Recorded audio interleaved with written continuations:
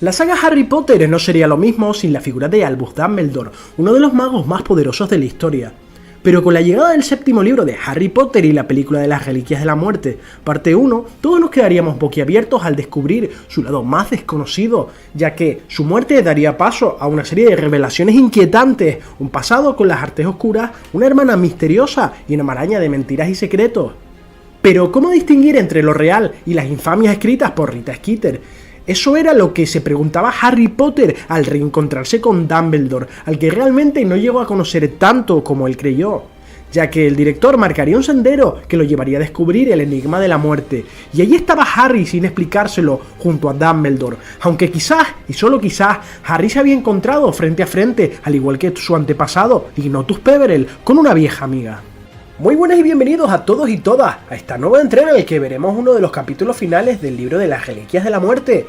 Un libro que pone el punto y final a la saga de Harry Potter, en el que se nos narra el final de Lord Voldemort, pero sobre todo la vida secreta de Albus Dumbledore, un personaje muy reservado que se llevaría muchos secretos a la tumba y solo los revelaría ante su discípulo Harry Potter, con lágrimas en los ojos y profundamente arrepentido de sus errores, sintiéndose culpable de la muerte de su hermana por culpa de perseguir el sueño de ser el amo de la muerte. En este capítulo se produciría el regreso a la vida de Harry, tras volver a sobrevivir a la maldición Avada Kedavra, volviéndose el auténtico señor de la muerte y dueño de las reliquias de la fábula de los tres hermanos. En esta última conversación, Harry, que aún seguía con vida, y Dumbledore se encontrarían en el Limbo, un lugar místico entre los dos mundos. Aquí el director se mostraría bastante vulnerable y humano, mucho más de lo que vimos a lo largo de toda la saga. Albus reconocería abiertamente su mayor debilidad, que no era otra que la tentación que sentía hacia el poder, confesando que había rechazado en varias ocasiones el cargo de ministro de magia, precisamente por ese temor de volver a ser corrompido por el poder, tal y como pasó en su juventud, dado que conspiraría junto con un poderoso mago tenebroso para construir un nuevo orden mundial en el mundo mágico, y aunque las intenciones de Dumbledore eran traer mayor prosperidad y justicia, para Gellert Grindelwald la obtención de ese poder tenía un significado muy diferente, ya que pretendía someterlos a todos y desatar las fuerzas oscuras de la varita de Sauco contra todo el que se le opusiera. Por su parte, a Albus le interesaba más la piedra de la resurrección, con la que pretendía traer de regreso a sus padres, utilizando la capa de invisibilidad para esconder a Ariana de ojos indiscretos.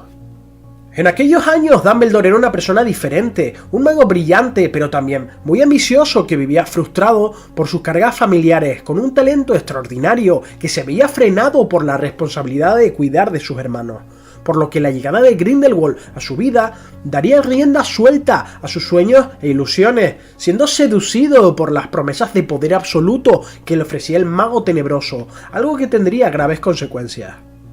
Todas estas revelaciones preocuparían mucho a Harry, ya que su imagen de Dumbledore entre tantas mentiras y secretos había sido algo tocada, aunque allí estaba junto a él, preguntándole si él estaba muerto.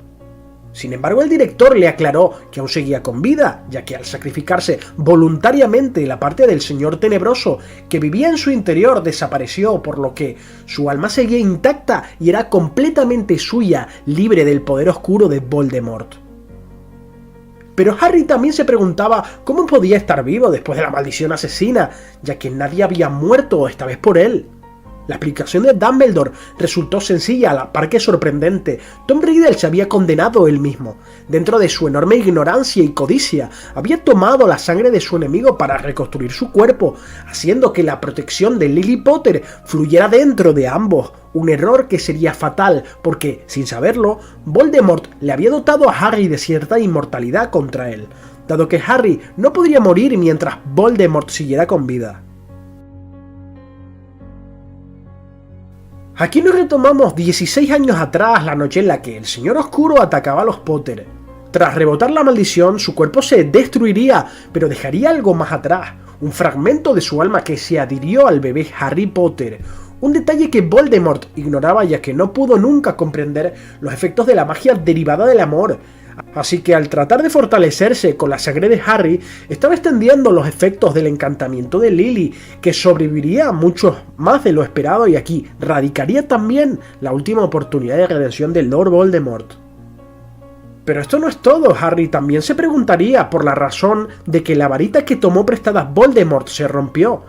Esto cuando Harry abandona la casa de sus tíos, aunque aquí la explicación en parte viene de cuando ambos magos se enfrentan en el cementerio del pequeño Haggleton tras la resurrección de Voldemort. Aquí veríamos el Priori Incantatem, producido porque ambas varitas eran gemelas y compartían el mismo núcleo, algo que Voldemort nunca supo. Según Dumbledore, esa noche la varita de Harry absorbió parte del poder y cualidades de la varita del Señor Tenebroso, y cuando se enfrentaron nuevamente durante la batalla de los 7 Potters, la varita de Harry reconocería a Voldemort como amo de su hermana gemela, y cuando el Señor Tenebroso se decidió a atacarle, la varita de Harry expulsaría instintivamente la magia del propio Voldemort en su contra, que por supuesto era mucho más poderosa que la magia que podía conjurar la varita de Lucius Malfoy, que quedó totalmente destruida y nunca tuvo oportunidad alguna ante el coraje mostrado por Harry en aquel momento, pero que era un efecto que solo serviría únicamente contra Voldemort en aquella ocasión. Seguidamente Harry le preguntaría a Dumbledore dónde creía que estaban, y él le hizo la misma pregunta. Aquí nos encontramos a un Dumbledore algo evasivo con las preguntas. Sin embargo, ante la cuestión de las reliquias de la muerte, la expresión del director cambió totalmente, pidiéndole perdón a Harry por no haberle dicho toda la verdad, puesto que pensaba que si se lo contaba sería demasiada presión para él, y temía sobre todo que fracasara en la misión, queriendo evitar que Harry se viera tentado por el poder de las reliquias de la muerte. Albus nuevamente lloraría diciendo que él no era mejor que Voldemort, puesto que también había tratado de conquistar a la muerte, que las reliquias solo eran un sueño de un hombre desesperado o un atractivo para los necios, aunque Harry lo consuela diciendo que aunque haya sido así, él intentó obtener estos objetos pacíficamente, mientras que Voldemort trató de esquivar a la muerte acabando con la vida de personas inocentes.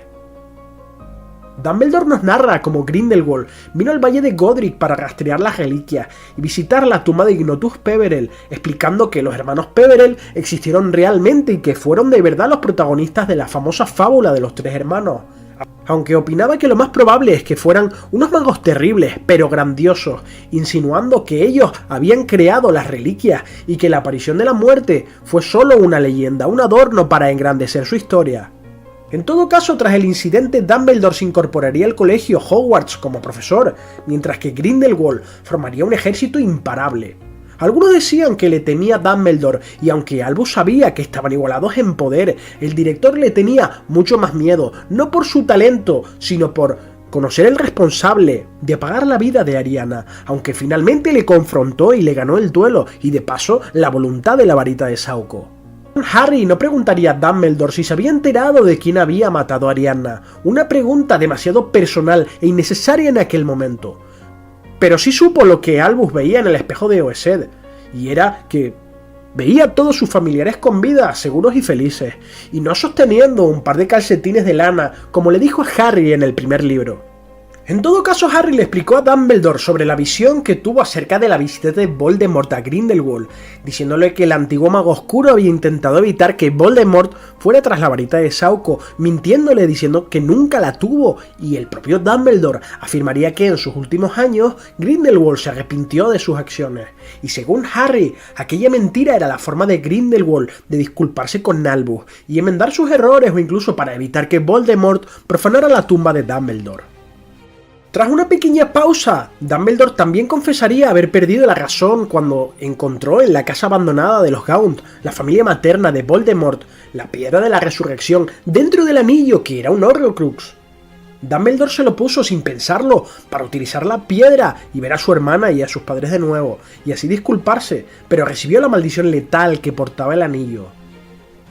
Albus admitiría que esta era la prueba final de que no era digno de poseer las 3 reliquias, aunque Harry opinaba que estaba siendo demasiado duro consigo mismo y que era natural que quisiera volver a verlos, y destacó que Dumbledore solo usara el poder de la varita para proteger a otros de su codicia, y Albus alabaría a Harry por convertirse en el verdadero señor de la muerte por no tratar de huir de ella, sino aceptarla con valor de seguir el orden natural de las cosas, y se alegró de que Harry las poseyera sin peligro en el momento adecuado, y no como él, que las persiguió toda su vida como objetos tentadores que eran, y por razones equivocadas. Finalmente Harry preguntaría si tenía que regresar, y Albus le dijo que tenía otra opción, que si él quería podía tomar un tren e ir al más allá, pero que si regresaba a Hogwarts era probable que Voldemort fuera derrotado para siempre. Dumbledore no podía prometer este final feliz. Harry tenía menos que temer en caso de volver al limbo que Voldemort, recordando a aquella criatura que temblaba y se ahogaba entre las sombras, diciéndole a Harry que no se compadeciera de los muertos, sino de los vivos, especialmente aquellos que vivían sin amor como Voldemort, animándolo a regresar, sobre todo para evitar más muertes y familias destrozadas, separándose maestro y aprendiz, al menos por el momento. Ambos magos se miraron en un instante final con la enigmática pregunta de si esa conversación había sido real o si todo era producto de la imaginación en la cabeza de Harry, a lo que Dumbledore sonreiría, desapareciendo entre la niebla diciendo que estaba ocurriendo dentro de su cabeza, pero que esto no tenía por qué significar que no fuera real. Y con esta última incógnita terminamos el vídeo de hoy. Muchos enigmas y misterios de la saga se han resuelto aquí. Gracias por ver el vídeo, te invito a que te suscribas a mi canal y actives las notificaciones para estar pendiente del contenido que hago. Un saludo a todos y todas.